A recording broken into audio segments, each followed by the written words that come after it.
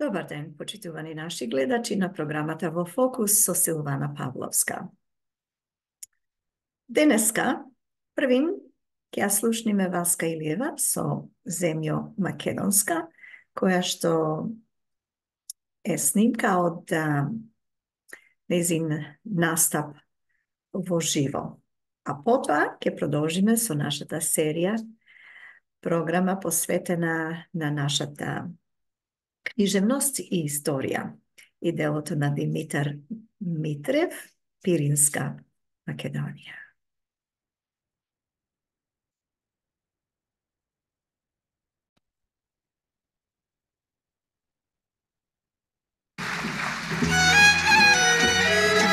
А сега ве поканувам сите да станете и да пеете Земја Македонска, сите ја знаете. Тетка химна е напред од 49 година. Земјо Македонска, уважавам те. Земјо Македонска, поздравјавам те. Земјо Македонска, земјо турско, родна Македонија, уважавам те. Земјо Македонска, земјо турско, родна Македонија, поздравјавам те.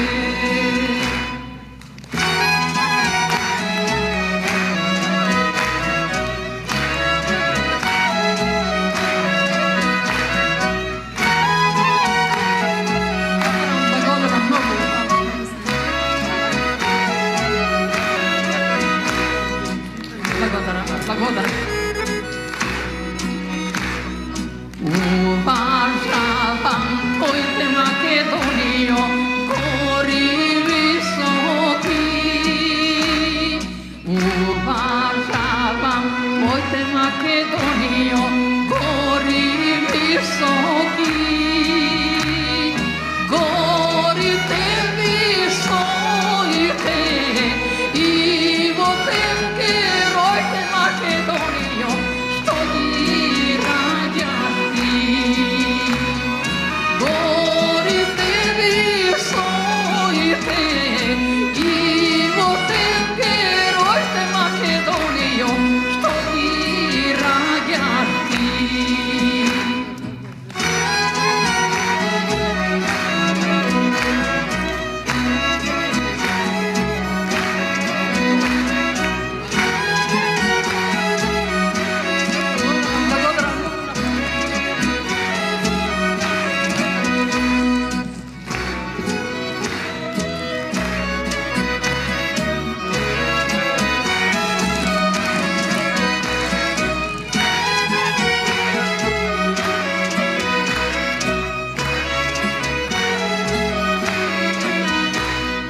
Отец северниот Македонија, безбројни стада.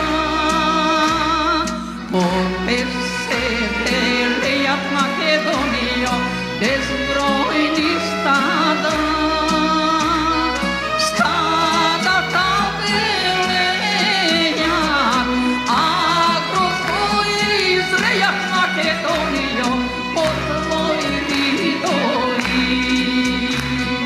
Стадата велеја, агрозвои изрејат Македонија, под твои ридови.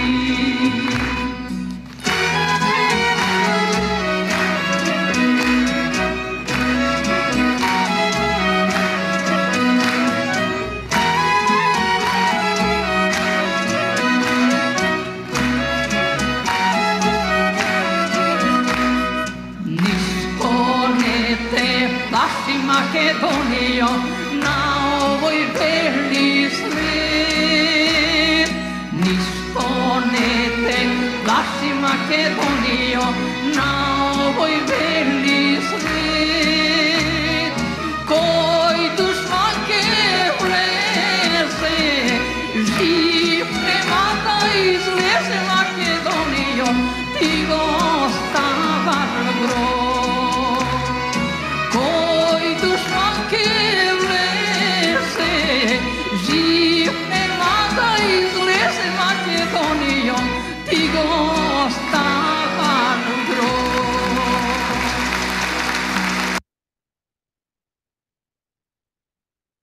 To беше гласот на Васка Илиева. Земјо Македонска. Продолжуваме со нашата серија програми посветена на нашата книжевност и историја, македонската книжевност и историја, поточно делото на Димитар Митрев, насловено Пиринска Македонија. Минатата недела го почнавме првиот дел од четивото насловено Илинден 1903, преломен чин и патоказ во национално-револуционерната борба на македонскиот народ.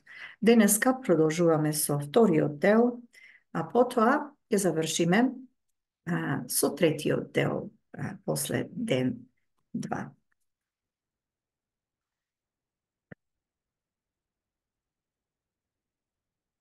Македонија по свој почин и по силата на својот собствен живот самата се оформи во одделна морално-политичка единица со своја специфична идеологија која настојуваше да ја реализира со своји собствени сили и средства.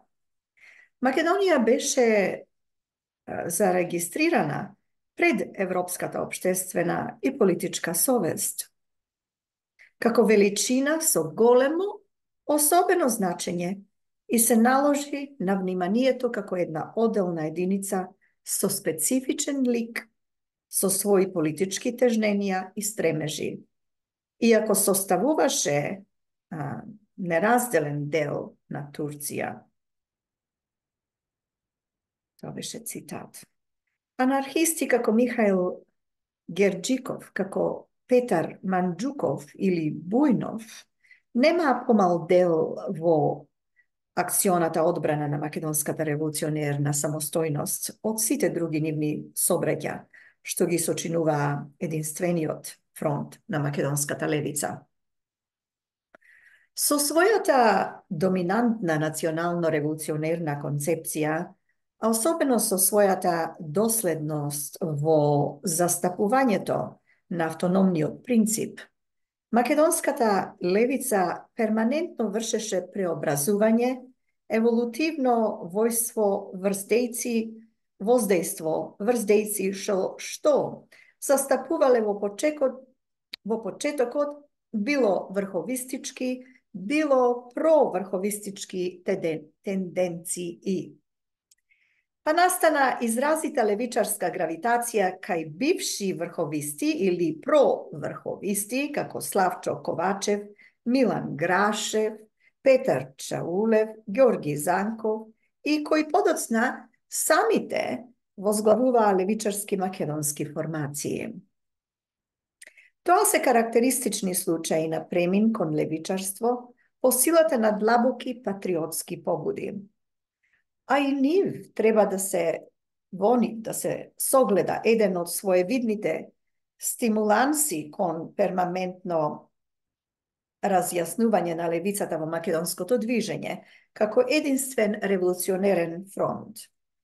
Феноменот на македонското левичарство, кој по Илинден 1903 изби на преден план, многу придонесе и за извршувањето на длабок прелом по прашањето на македонската борба кај највидни представници на бугарското социјалдемократско движење во сите негови разновидности.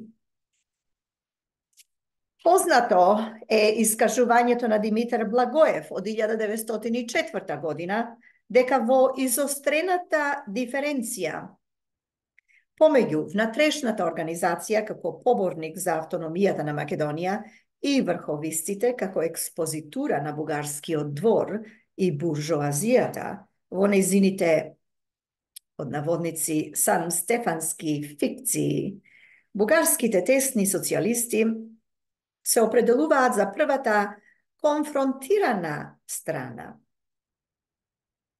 Необично видно, но во историографијата недостатно истакнато е ангажирањето во поилинденскиот период околу одбраната на македонската државно-политичка еманципираност на лидерот на бугарските социјалисти, либерали и комунистички деец со меѓународна познатост, доктор Крстју Раковски.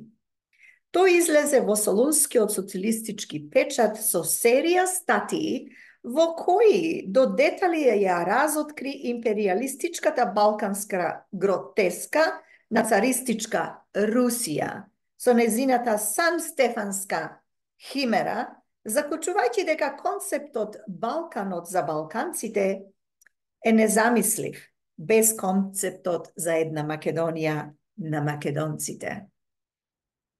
Недостатно познато е дека во составувањето на отворените писма на Серскиот револуционерен круг, ова е почетокот до крај безпоштедно разобличувачка документација на кобуршкиот великобугаризам, дека во изработувањето на програмата на Народната федеративна партија, овој радикален кодекс на она самобитна македонска политичка доктрина, што беше прекината во својот победнички поход од Балканските војни, а подоцна и во стилизирањето на најпрогресивните поставки на мајскиот манифест, преден е делот на истакнатиот бугарски социјалистички и комунистички деец Никола Харлаков.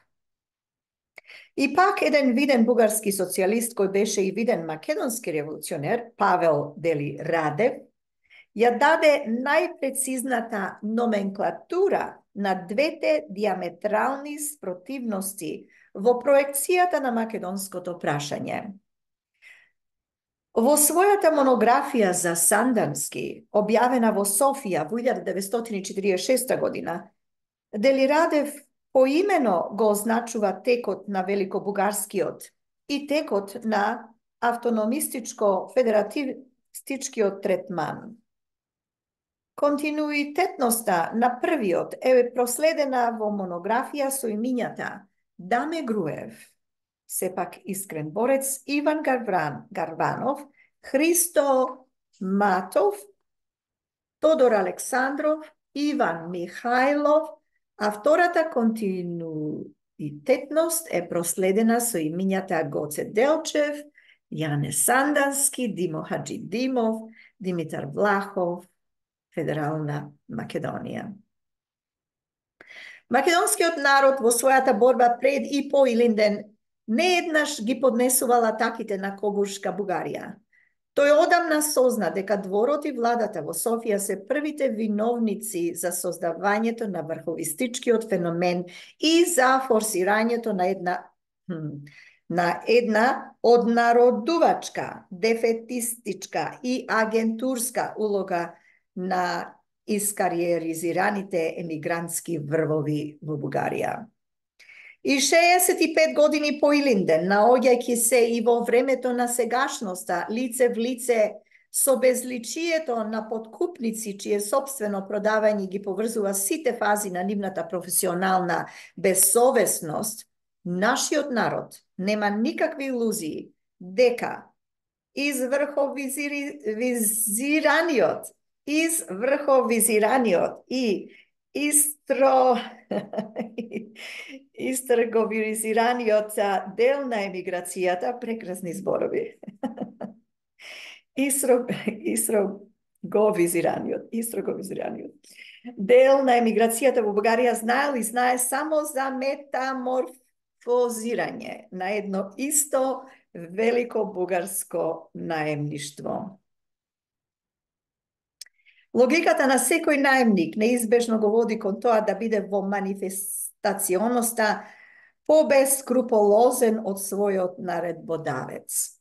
Тоа понекогаш му обезбедува на наредбодавецот, па и на денешниот, да ја заземе за себе библиски познатата пилатовска поза. Историјата на едно наемништво кое не престана со прогонот на последниот кобурговец е веќе историја на едно професионализирано против македонство. Доследното служење на наредбодавецот одамна станало непроменлива втора природа на наемникот. Таа пак непроменливост се преобразува во пантомима, при која несреќниот случај на политиката прераснува во несреќен случај на патологијата. Но македонскиот народ од пред Илинден па до во дамнешни времиња, вели писателот Димитар Митрев, знаел и не заборавал дека една подруга Бугарија му дала прекрасни борци токму во борбата против сите верзии на великобукарскиот врховизам. Големината на таа историска непобитност е изразена во најдоследниот антиврховизам на учесници во Македонската национална револуција, од величината на еден Крсто Асенов или Александар Бујнов, на еден Тодор Паница и Чудомир Кантарджиев, на еден Михаел Герджиков, Павел Делирадев или Александар Антонов Севастијанов. За да продолжи таа фаланга од достојни соборци со бројни други имиња на бугарски синови, што за својот антивеликобугаризам добија бугарски куршун. Обележувањето на овој братски долг кон борбеното македонско дело би било осиромашено ако се изостави вистината дека некои македонски револуционери, бугари по народност, изразувале пред повеќе од 5 децении кристално јасно становиште за посебноста на македонската националност. Речито е, например, искажувањето на раководителот на Скопскиот револуционерен округ од времето на Илинденското востание, Никола Пушкаров, бугарин од Пирин, социјалист по убедување и виден научник. Во својата статија објавена во Билтен на времето, тоест на временото представништво, број 8, страна 8, 1919 година, Пушкаров, откако изразува огорченост од санкционирањето на тројната поделба на Македонија, му се обраќа на поделениот македонски народ со порака будно да се пази од своите нови покровители. Цитирам, но ти пазија својата земја, македонецо, од фалшивите доброжелателства на тие луѓе. Тие носат ново, потешко од старото робство. Твојата земја е потполно годна за самостојно постоење. Та има се и во најголем размер за да формира одделна држава.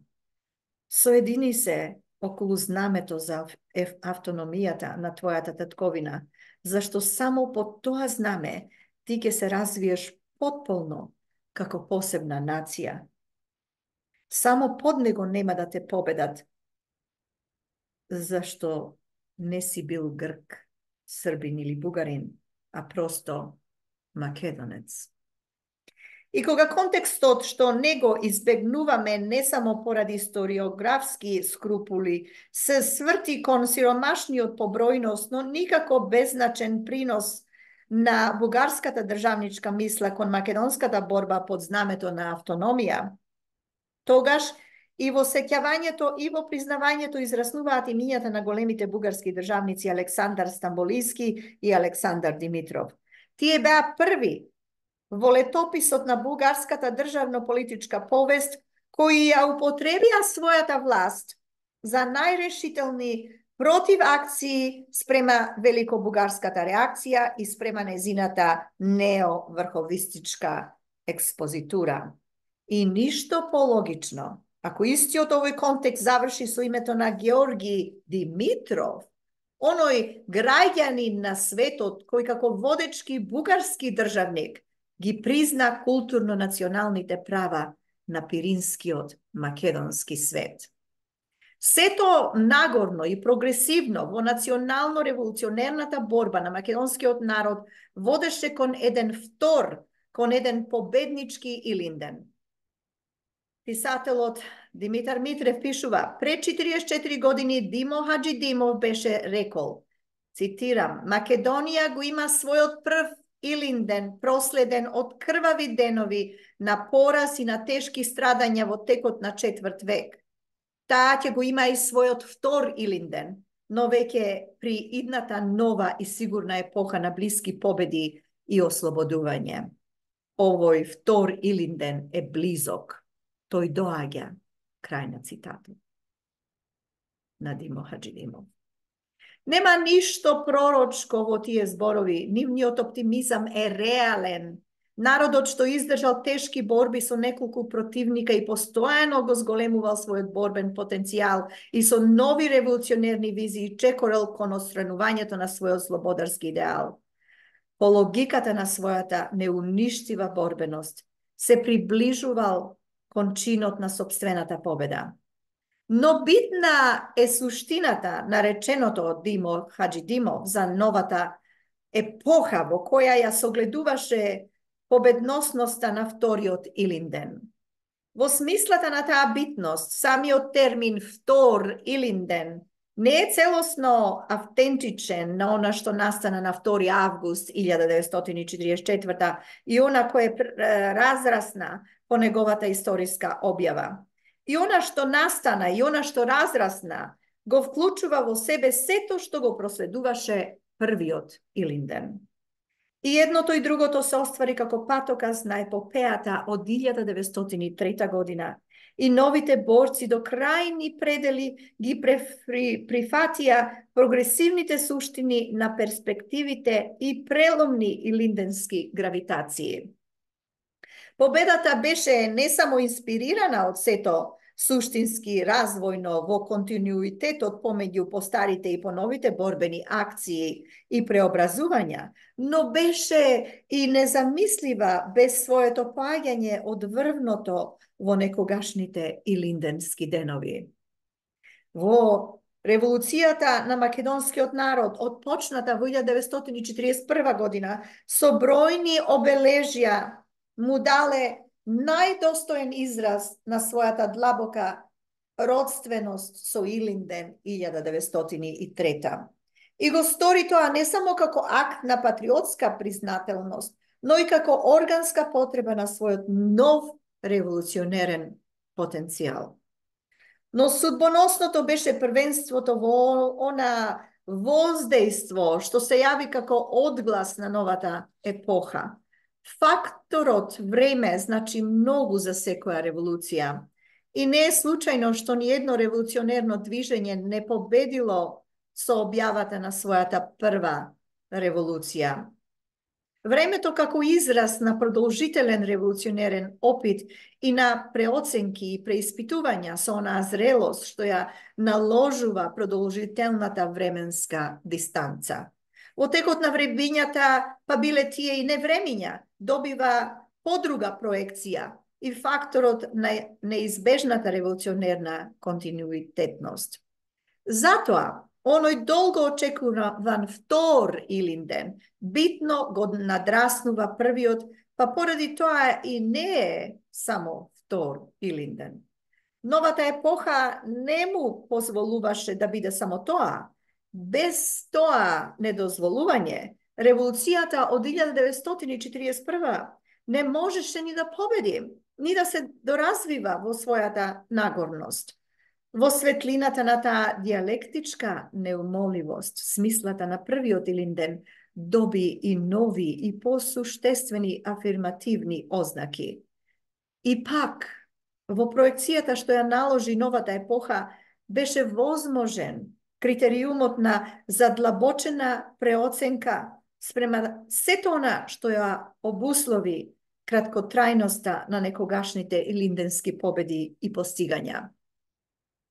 Револуцијата од 1941 е перманентно разнострано надраснување на стремежите од Илинден 1903. Новата епоха со веќе постигнатите епохални победи на најпрогресивните идеи што го движат човештвото кон неговото целосно ослободување и најмногу со тоа ја предуслови победата на новата македонска револуција. Не помалку национална, сега таа стануваше далеку по-социјална. Во неа македонскиот народи, за разлика од епохата на Илинден, откри такви објективни услови, што сами по себе создава атмосфера на победничко револуционирање. Во неа нашиот народ се најде збогатен со доразвиени сознанија за својата национална сушност, внесувајќи со нив нови квалитетни компоненти во продолжителната борбена управеност кон својата државно-политичка самостојност. Новата револуција беше дочекана не со тежненија, а со цврста решеност за дефинитивно господарење со собствената судбина. На окупаторот, на бугарскиот фашистички окупатор, со масовна еднодушност му се изрече дека премногу долга и премногу само разобличувачка била предисторијата на неговата не само фалшлива, но и за самиот бугарски народ фатална денационализаторска гротеска. И уште во самиот почеток окупаторот беше дочекан како нов поробувач и само како поробувач. И македонскиот народ зачекори во виорот на новата револуција да биде нејзин победник и само победник. Но пак за разлика од стариот Илинден, во своите нови стројни револуционерни чекори, нашиот народ не се најде осамен и изолиран. Тие чекори беа унисони со револуционерните чекори на сите други југословенски народи. Со тоа прашање за сојузникот, што е судбоносно за секоја револуција, беше ослободено од секаква дилема. Но она што е најбитно е наличноста на хегеменот, на предводникот, на класата, што по својата социјално-економска вокација е историски предодредна да ги води кон победи модерните револуции. А во Илинден, 1903, се најдоа најреволуционизирани движечки сили, селанските маси, а тие поради својата превосходна сталешка природа немаат хегемона улога ни во една револуција. И рековме во почетокот како се покажа нивната бојна авангарда, пасивизаторска, капитулантска и дезертерска. Сега, во новата револуција, авангардата беше на онаа идеолошка висина, но оној степен на монолитност со таква бојна тактика и стратегија, што чинот на победата ни во еден момент не можеше да дојде во прашање. Авангарда на чие чело стоеше стратег на револуцијата, што беше и за секогаш останува во историјата на револуциите бард на вешто и длабоко проценливо револуционерно мајсторство. Затоа таа нова револуција победи целосно и трае со својата целосна победоносност се до денес, разнувајќи во своите најмодерни демократски преобразувања. И во неа, во победничкиот општо југословенски револуционерен феномен, победи и македонскиот народ како потполн господар на својата судбина и навлезе во нагорно творечко градење и доградување на својот слободен живот. Но со таа наша перманентна револуционерна развојност длабоко во себе, длабоко во својата патриотска свест и совест како победници, се почувствуваа и македонците од сите Македонии и насекаде по светот. Изградена национална духовна општност, првенствено со постигнатите во текот на слободниот живот, крупни победи во фондот на македонската национална култура, е искованото Божјо оружје што стои здраво во раците на сите патриотични македонци и ги чини до крај и без остаток отпорни против нови напади и нови фалсификати. Дентон беше рекол, вистината тргнала во својот поход и никој не може да ја запре.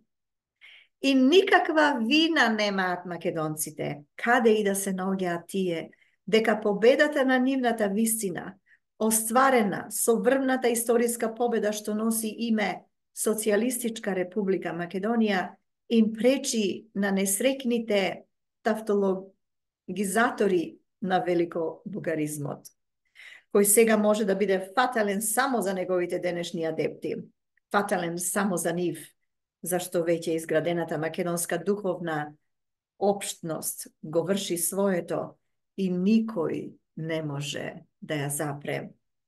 И како акционост, и како перспектива, таа е длабоко во свеста и во совеста на секој родолюб македонец, бил тој слободен или неслободен во своите национални права. И да ги обновиме, затоа зборовите на поетот Вапцаров: вината не беше наша, вината беше туѓа и на друг му тежи стотона одговорност. Она одговорност која може да задоцни, но никогаш не побегнува од судот на историјата. Нема посугестивна признателност кон делото на Илинден 1903 од победите што настанаа со оствареното на Илинден 1944 и од оние што настануваат со нагорното, но незавршено дело на нашата благородна национална полетност. Еве, успеавме ова четиво. Насловено Илинден 1903 преломен чин и патоказ во национално-револуционерната борба на македонскиот народ, да ви го пренесеме во само 2 дела. Не 3, како што јас предпоставував, туку во 2 дела. Јас би ви ве замолила да го проследите првиот дел пред да го следите овој дел, вториот и последен дел. Следниот пат ќе се запознаеме со четивото Балканот на балканските народи. Балканот на балканските народи од Димитар Митрев, Пиринска Македонија, кој е дел од нашата програма посветена на македонската книжевност и историја, на програмата Во фокус со Силвана Павловска. Ви благодарам за вниманието. Се гледаме и слушаме следниот пат. Пријатно.